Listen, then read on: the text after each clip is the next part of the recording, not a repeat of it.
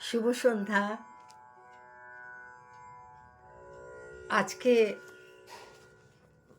ঠাকুরকে নিয়ে কিছু বলবো। ঠাকুর ভক্তদের সঙ্গে আলাপচারিতায় মগ্ন। এবার ভক্তরা রাস্তায় বেরিয়ে সেসব আলোচনা করছে। ধ্যান কিরকম হবে? ঠাকুর বলছেন ঈশ্বরের কাছে কিভাবে নিজেকে নিবেদন করতে হবে।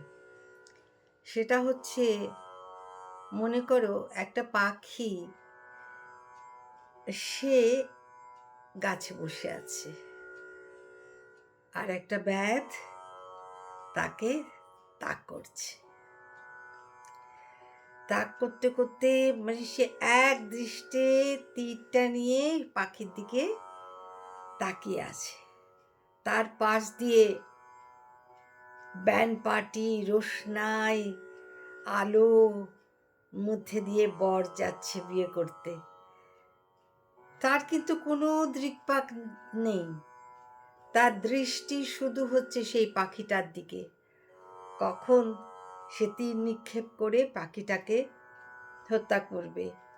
তাহলে এই যে দৃঢ়তা এবং একনিষ্ঠতা, এটাই ঠাকুর বলছেন যে সব কিছু সংসারের মধ্যে করেও ঈশ্বরের পাদপদ্মে নিজেকে সমর্পণ করতে হবে, সম্পূর্ণ সমর্পণ করতে হবে। জয় ঠাকুর, জয়।